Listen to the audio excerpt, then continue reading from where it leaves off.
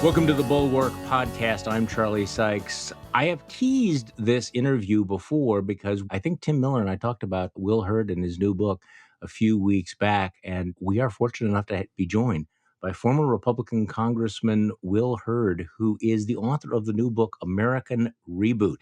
Will, thanks for joining me on the podcast. Charlie, what's up, man? It's good to be on with you.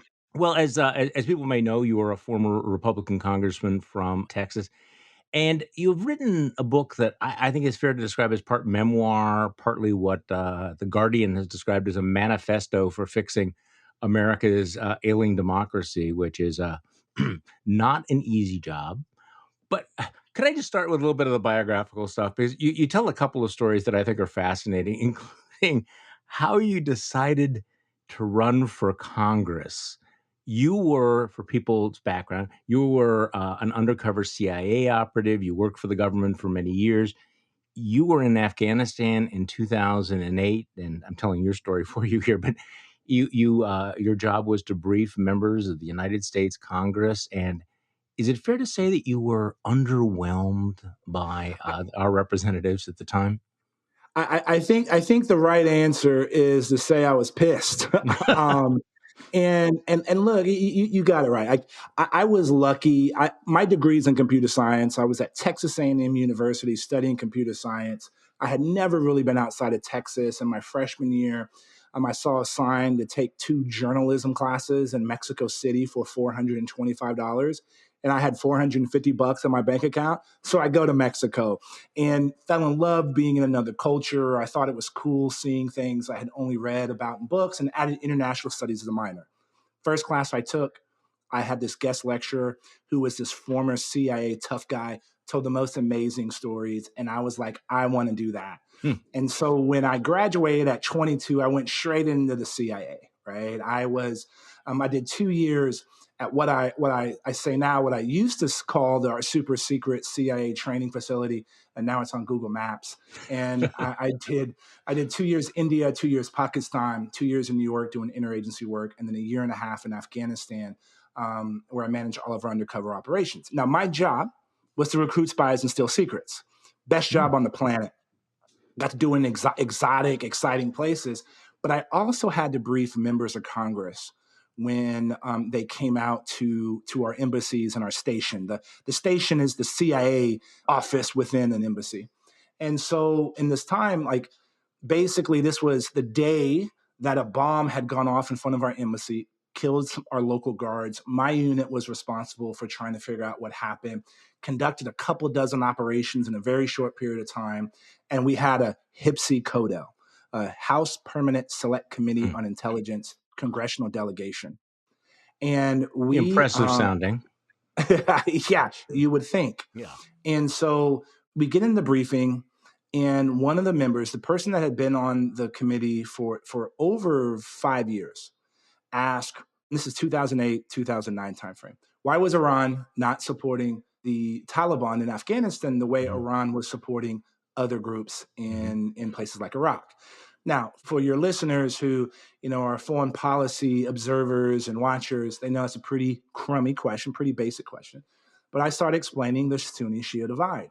And this member goes, Will, what's the difference between a Sunni and a Shia? And I'm thinking he's getting ready to make a really inappropriate joke. And who am I to deny him that opportunity? And I said, I don't know, Congressman, what's the difference? And I'm getting ready to go, bum, right? He was serious, though. He didn't know that difference in Islam.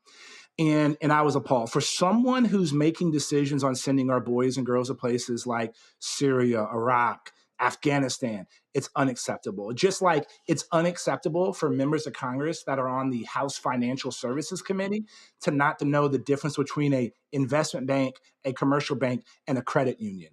And so I had too many of those experiences. And I thought these members of Congress were countering and being in direct conflict with what my friends and I were doing by putting ourselves in harm's way to serve our country. So I ran for Congress. Yeah, as you described it, that they had no understanding of the basic distinctions at the heart of the war zone, and they were too impatient to get a chance to shop for locally made rugs. That was what they were most concerned about. Yeah, So, it was outrageous. It was outrageous, and I expected better, right? I expected and look, I don't expect every member of Congress to be a counterterrorism expert, but if you're on the House Permanent Select Committee on Intelligence, you should know that difference in Islam. It's okay for my brother not to know that because he sells cable here in San Antonio, Texas. But for that, it's just unacceptable. Well, let's talk about that run because nobody ever thought you were going to get elected as a Republican Yeah. in that district. And I want to talk about having gone from at one time being characterized as the future of the Republican Party to being somewhat in exile right now. And you can challenge that a little bit later, but you're kind of a little bit used to being out of step. You are, and you talk about this in the memoir. This comes through. You're the son of a black father and a white mother, and in the 1970s growing up in South Texas, that wasn't exactly the most fashionable thing, was it? So what was that like? I mean, and how did that shape you? That you were there? Did you feel you didn't quite fit in, or how did you? How was that? Well, look, it wasn't just that I was like the only interracial kid in school and in my neighborhood. Oh, and by the way, that term really didn't exist when I was growing up. I always talk about Tiger Woods. And I guess it was 97, I think it was his first major when he won the Masters, that he used the word interracial. That didn't exist when I was a kid, right? Even though, on my birth certificate, it says black. And so I didn't always fit in. I didn't fit in many locations, and also I had a speech impediment really until late middle school, early high Hmm. school. I wore a size 13 shoe when I was in fifth grade, and my head has been large ever since I was 4 years old. So I got bullied a lot on top of that, and ultimately those lessons taught me, my mother would always say, it doesn't matter what other people think about you, right? And stop worrying about this. I tell a story in the book about Coach Clark, who, the lesson he taught me, he'd probably get in trouble now in the 2020s, giving me tough love, but it was a message that I learned. And so it gave me, I think, ultimately empathy and compassion because I know what it's like to not be in a location. And so when I was overseas and didn't look like other people, I was still able to operate. But also, I learned from my mom and dad about love, right? They loved one another. Their love for each other was so strong that they were willing to deal with all these problems. Both of their families thought that it was something that they shouldn't do because it was going to be a lot of hard work. And 52 years later, they're still married and love Mm. each other dearly. And so I'm glad for that experience. But to your point, Charlie, it's like it's okay to be different. It's okay to be outside the norm. And part of it is you got to think for yourself and do the things that are right. So you go to Congress and you get this reputation as a workhorse. Tim Alberta wrote a great profile in the Atlantic, and he talks about how you would campaign in all the corners of the district, and when you were in Congress, you looked for expertise on issues. You had a reputation as somebody that could work across the aisle, and you work with moderates, which is a vanishing breed now. So Mhm. talk to me about the people who are in Congress to legislate versus the show horses? And also, what is it like being a moderate and what's happening to them now? Well, look, you talked about this earlier. I'm a black Republican that represented a 71% Latino district. Nobody thought I had a chance, right? Nobody thought that I could win. When I first ran in that 2010 cycle, there was 5 people in the Republican primary, and I hadn't really lived in San Antonio in 15 years. It was always my place of residence. It's where I was born and raised. It was where all my knucklehead friends lived. It was where I went to school, and nobody thought I had a chance. And I ran because I felt like there was a problem that needed to be solved. And the way I won, and I won that first primary by 900 votes, and then I lost a runoff by 700 because I made a strategic and tactical mistake. But the reason we won in that first round is because I showed up in places that nobody expected a politician, let alone a Republican. And so the thing that I heard was number one, people didn't see their elected official. And number two, people weren't in Washington, D.C., weren't talking about the things that they cared about. And I made the promise then. I said, you're gonna see me. You may not always agree with me, but you're going to know what I'm doing and why I'm doing it. And so that's how I was able to win a primary and then ultimately win a general election again in 2014 cycle. And so I got rewarded for solving problems. When I first ran in 14, re-election in 16 when nobody thought I had a chance, and then also my re-election in 18 when folks thought I was done for, right? Hmm. The reality is if every Republican voted for me, I would still lose. I had to get independents. I had to get Democrats. And the way I did that was by solving problems. And what I found, whether I was in deep blue districts or ruby red districts, people asked the same questions, cared about the same things, right? And so that's why I was able to be successful. And then how do you get things done in Washington, D.C.? I always say, I actually hate that term moderate because a lot of people use it as a pejorative. Yeah. But the reality is, moderates are the ones that get shit done. Like, we're the ones that have to take a message to a community that's not, that doesn't necessarily identify with your party affiliation, your brand, or even some of your ideas. It's easy preaching to the choir. It's easy talking to people that agree with you. Go in and show up to places where when they show up, they automatically think you're wrong and convince those people. That's what moderates have to do, whether it's someone like me in the 23rd or an Abigail Spanberger in Virginia. That's what it was like. And so what was frustrating, though, is if you want to actually get things done, sometimes everybody either side would want to play politics rather than solving a solvable challenge. Well, that sounds like a throwback to the before times because so much of politics feels like it's more about incitement than about persuasion.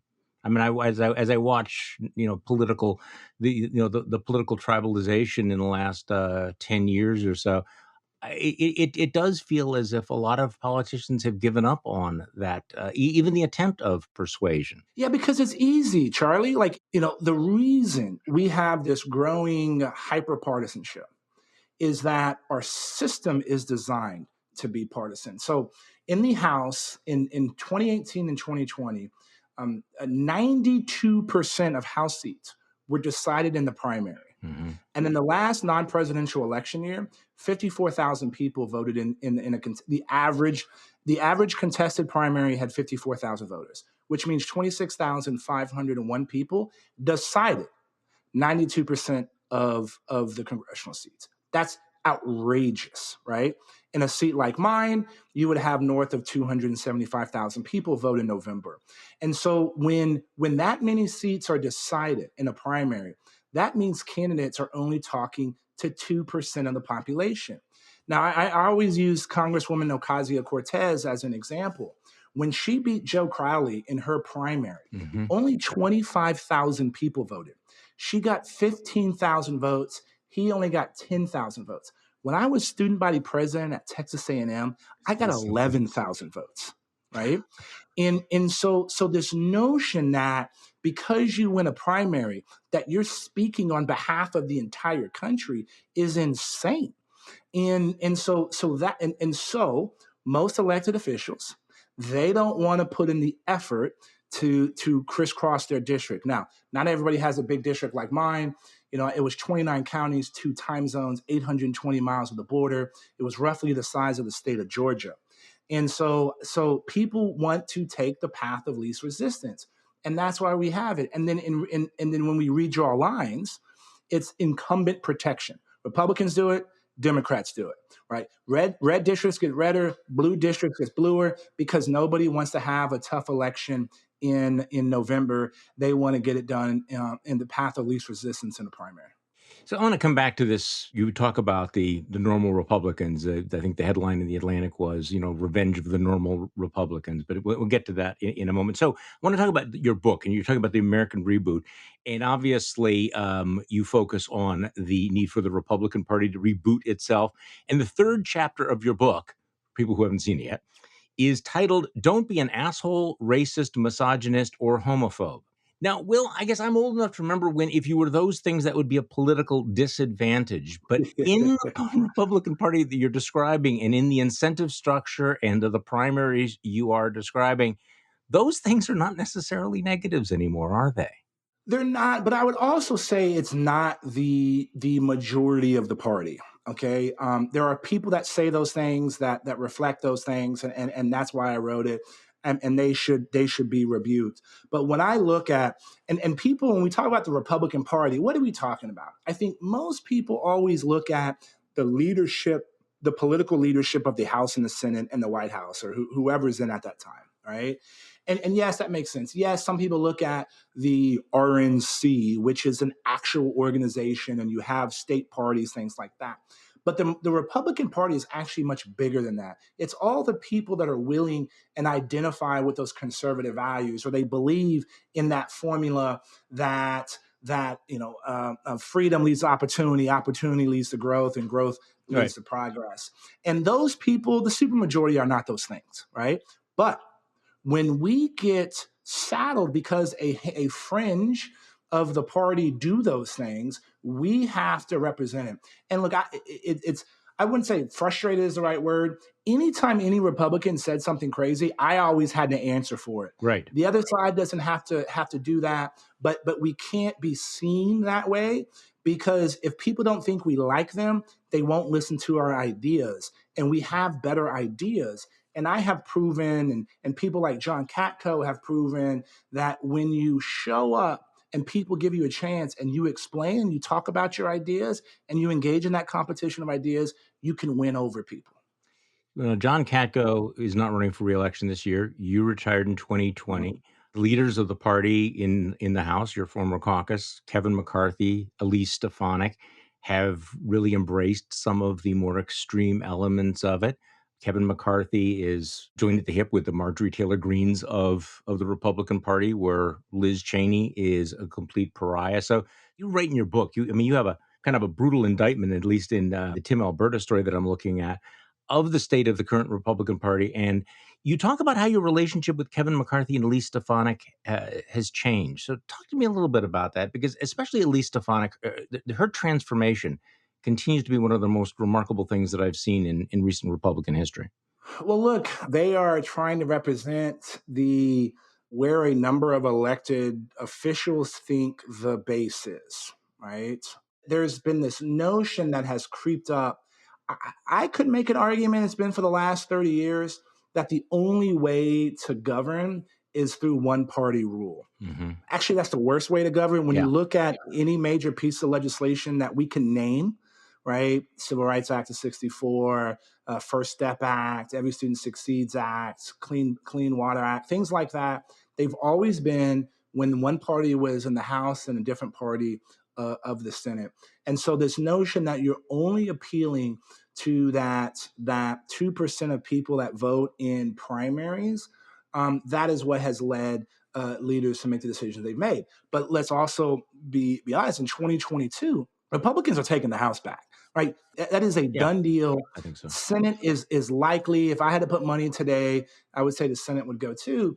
And but the message is not that the public loves where the GOP is headed. They just think that the Democratic Party is incompetent. Mm-hmm.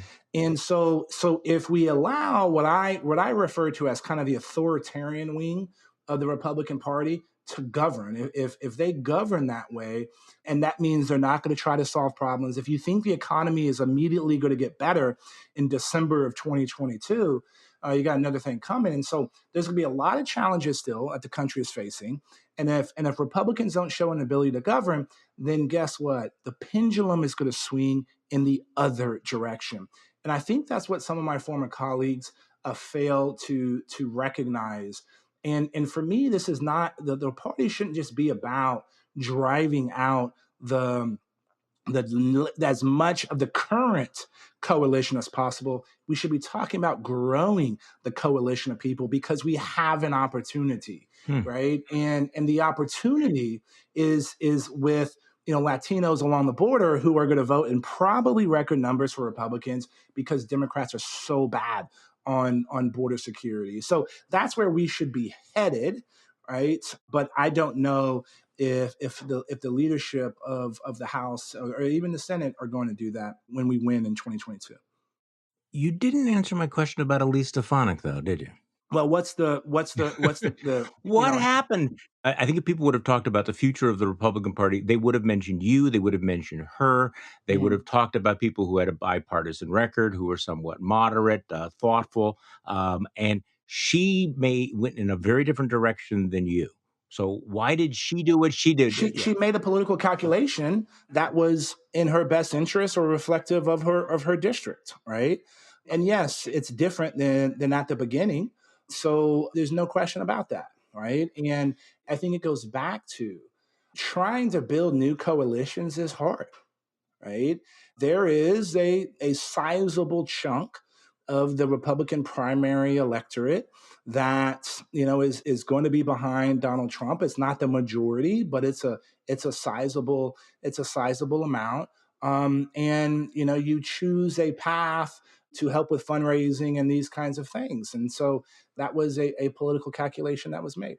Well, I want to talk about the Democrats as well because you have a critique of them, but your book has really triggered a lot of speculation, and you've gotten a lot of attention for this book Mhm. that you're actually thinking of a run as a Republican in 2024. And in his profile, Tim Alberta describes you as thinking that there may be enough normal voters to give him the Republican presidential nomination. And some of my colleagues describe that as wish casting. Will because they're looking around the country and going, okay, J.D. Vance in Ohio, maybe Dr. Oz in Pennsylvania, wherever you look, or Herschel Walker in Georgia, you're not seeing the normal guys rise to the top. So, what is your evidence that there are, in fact, enough normal Republicans? Sure. Because right now, the evidence of your eyes and all of the polls would suggest that they are completely in eclipse in a party that seems overrun by the crazies. Sure. Well, so look, I appreciate that perspective, but JD Vance getting 32% is not a mandate, Mm. right? But And Josh yes, Mandel, Donald Trump dragged him across the finish line. There's no question about that. But there are another look. Kemp in Georgia, I think, is another a good example.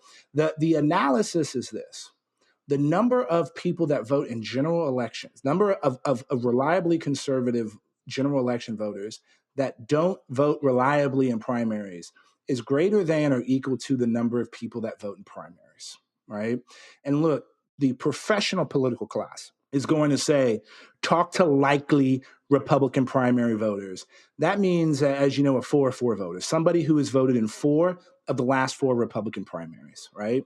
That's what the political apparatus is designed for. And yes, those folks, solidly a third, are going to be in line with the JD Vances, the Osments, the Donald Trumps, that kind of stuff. I'm not questioning that. And so what I'm talking about is doing something that most people don't do. But guess what? It's what I had to do in order to win my elections, right? Like, I had tough primaries just like anybody.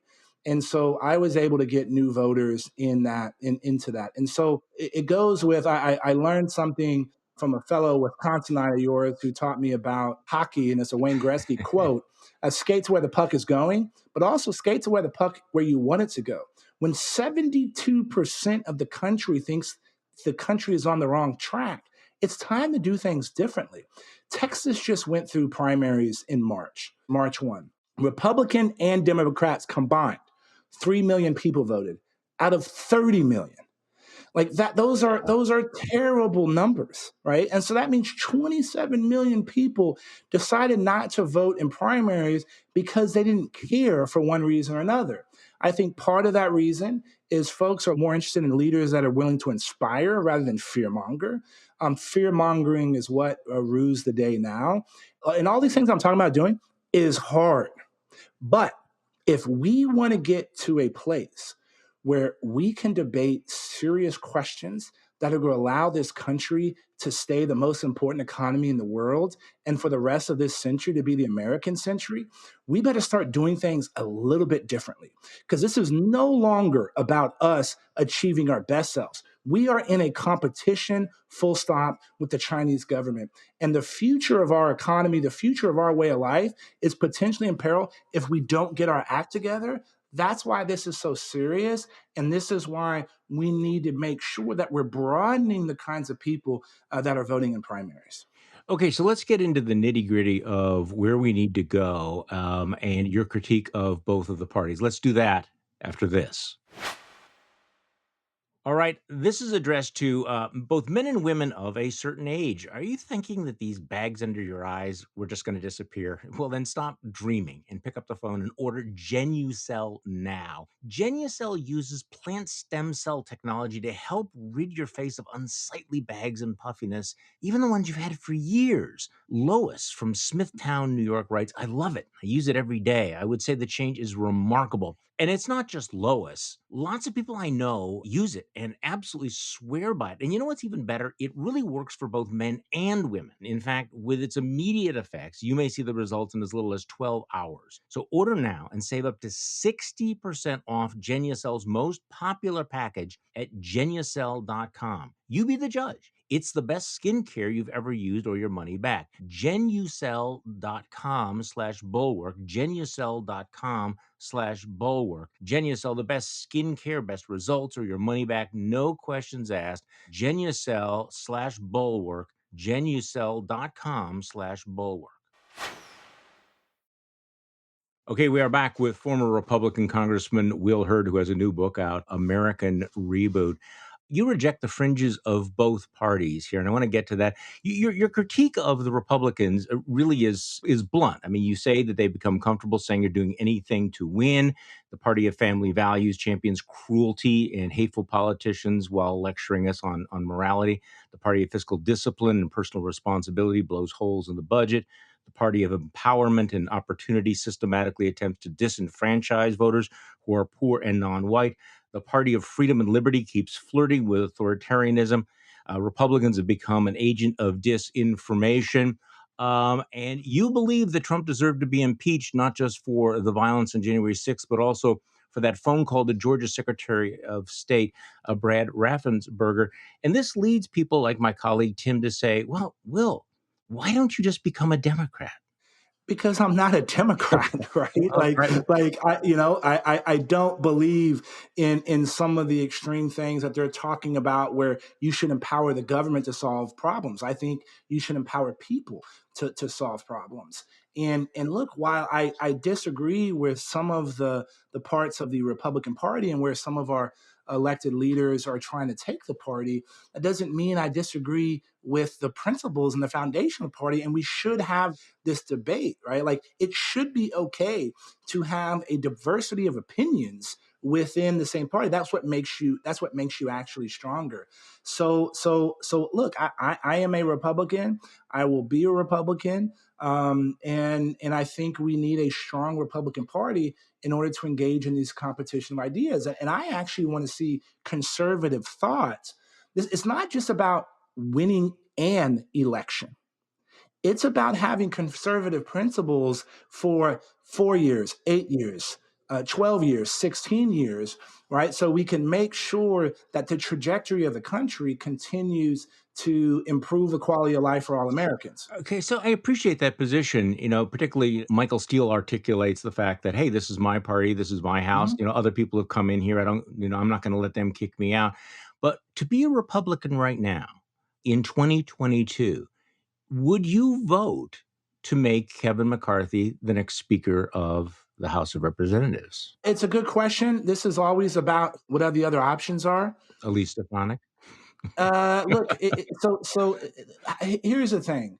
I would have been frustrated with some of the decisions that the party did because it would have put me in tough positions to have to answer things that I think we shouldn't have answered, right?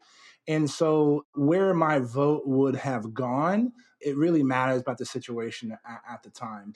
But look, there are folks that I think are conservative and are willing to fight for our principles.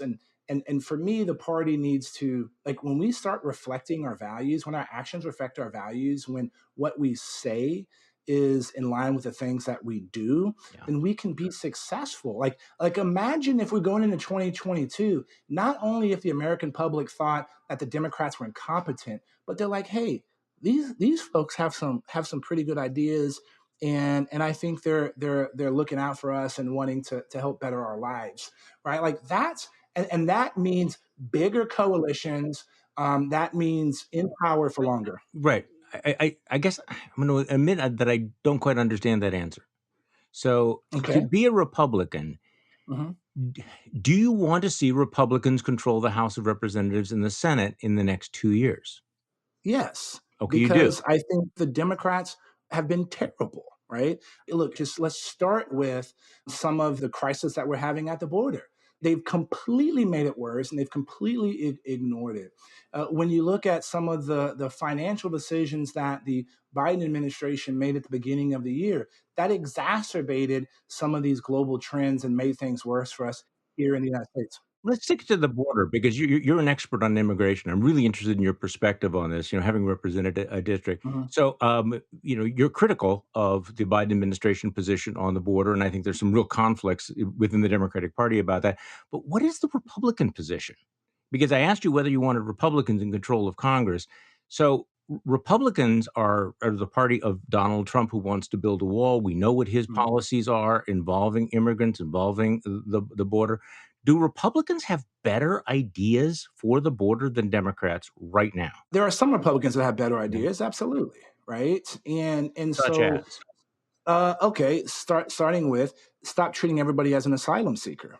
Now, this was actually something that was started under the Trump administration and continued under the Biden administration. To be an asylum seeker, you're supposed to be a part of a protected class. Those are codified in the law.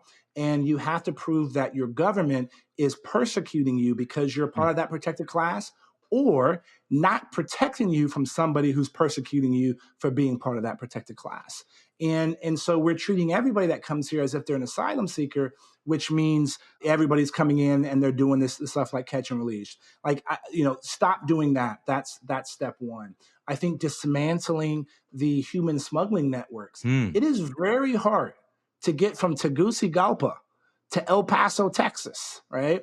And for 200,000 people a month for that to be happening, there is infrastructure, buses, people that are moving folks, halfway houses, all this kind of stuff that are moving people throughout Central America that should be dismantled.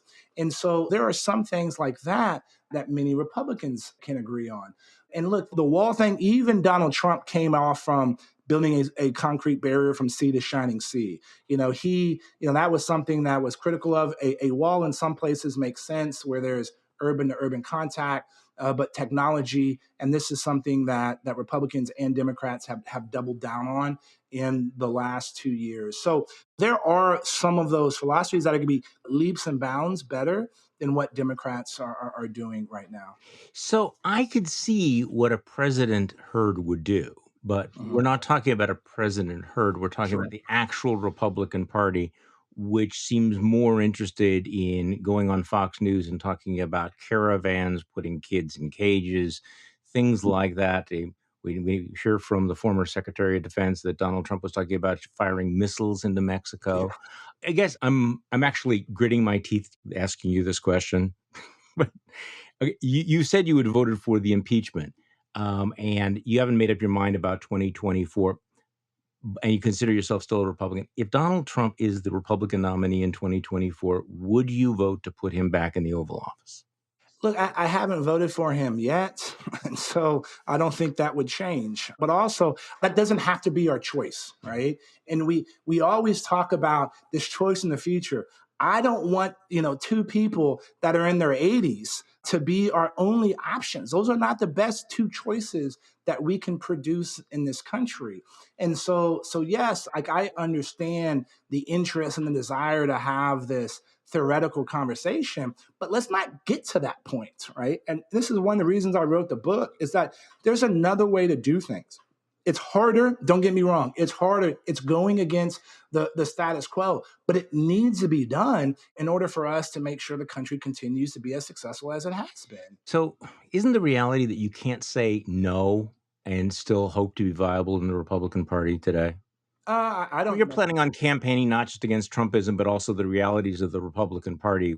But you're not willing to say, no, I would not support Donald Trump in 2024. Look, I haven't supported them before. Why would I do it in the future? Right? And I also don't agree with the premise. Right? Like, am I trying to talk? Would I be trying to talk to people that that were his supporters? Probably not. Okay. Right? But again, I feel like the way you win campaigns, ID your voters, turn them out. It's real simple, right? And the professional political class has done things a certain way for the last 30 years, and it's gotten us to this position. It's time to do something a little bit different. And when I'm talking about, I recognize the difficulty of the task, right? But it starts with, have a vision for where we want to go. People want to be inspired. Yes, you can drive people to the polls for fear mongering. We've seen that's been successful for quite some time, but the opposite is true as well. And it's just hard to do. So you've talked about if and when the Republicans win in November, they're not going to provide a governing vision for the country, and you're hoping people will want to get off the crazy train. But if I hear you, your main thrust is recognizing that it's going to be hard to get people off the crazy train. So you want to get more normal people, these people who are not participating in the Mhm. process. And I guess, are you talking about the exhausted majority, the people who are just watching this, the people who are not online, who are not on Twitter, who are going to come out and suddenly realize what we have the silent normal majority? I mean, do you believe that they exist out there? Well, no, I know people exist, right? Cable news is only reflective of about 14% of the population, and Twitter is like another 14%. There's probably a good deal of overlap, plus or minus some, right? Obviously, and so yeah, but it's going to require you to talk to them. If you don't talk to those people, right, they're not going to come out. And when a system is designed to talk to the other side, this is what we end up with. But if they haven't come out so far, what makes you think they'll come out in the future? Well, the lesson of the 2020 election, I think, was two: don't be a jerk and don't be a socialist, right? And Hmm. and that's why Joe Biden had zero coattails. The fact that Democrats thought they were going to win. Democrats thought here in the state of Texas they were going to take over the state Right. house, Hmm. right? And this would be the first time in a really long time. People were predicting up to 5 Republican members of the House potentially losing, and none of those things transpired, right? And that's partly because the public said, "Hey, what y'all are talking about, no, we don't like that. But hey, we're going to give Joe Biden a chance because we don't like this other thing." And it was two opposite takeaways, but neither party accepted that. And Democrats, they didn't have a mandate. They lost seats. So they're not going to lose in 22 because they didn't get their agenda accomplished. They're going to lose seats because the public did not like what they were trying to do. Hmm. And so this is all of these things can be true at the same time. And there are a group of people that want to see things that are different. And these are people that are unreliable primary voters. These are people that you got to get voted in a primary. And when turnout is so bad across the country when it comes to primaries, that's an actual opportunity. But to take advantage of that opportunity is hard. But when we do that, it's a chance for us to make sure that we have conservative thought and principles in play for a long time. So I mentioned Tim Miller. Actually, you wrote a piece about your interview with Tim Alberta, and at the end, he says, "Look, he loves you. He would love you to be the president, but." He says this is dangerous wish casting. Pretending the party has the potential to be something that it has no chance to be is not actually how we get the solutions that Will Hurd claims to care so much about. If anything, it risks distracting people from confronting the sobering, real life political choices that are in front of us. So I like everything you're saying, but I guess I'm still struggling with how that connects to the reality we see every single day around us. Look, at the core of my personal philosophy, and I write about this in the book, is pragmatic idealism, right? And idealism meaning do the best for the greatest number of people possible, but the pragmatic piece is being real about where you are right now, right?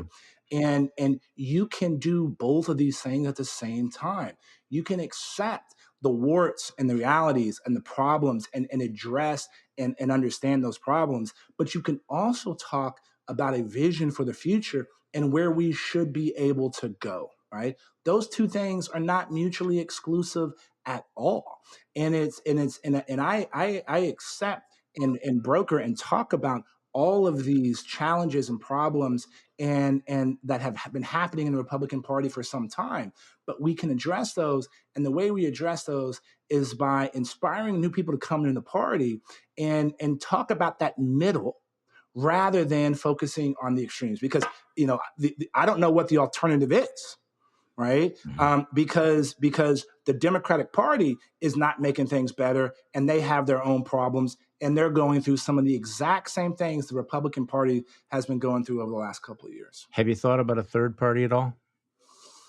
Look, I think the idea of a third party, I think someone that's in a third party could win is be really hard. I think doing what Macron did in France and AMLO did in Mexico is actual possible. It is a logistical undertaking that is pretty Herculean, but possible. Yeah. I don't know if a third party long term actually improves governance in this country.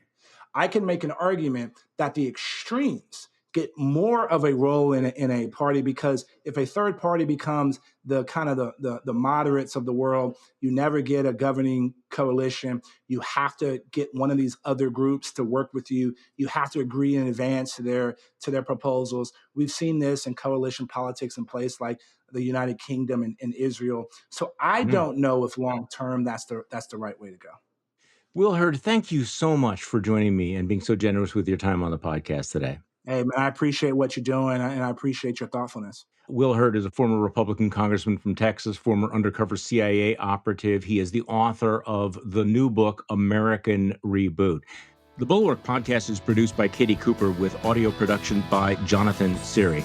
I'm Charlie Sykes. Thank you for listening to today's Bulwark podcast, and we'll be back tomorrow. We'll do this all over again.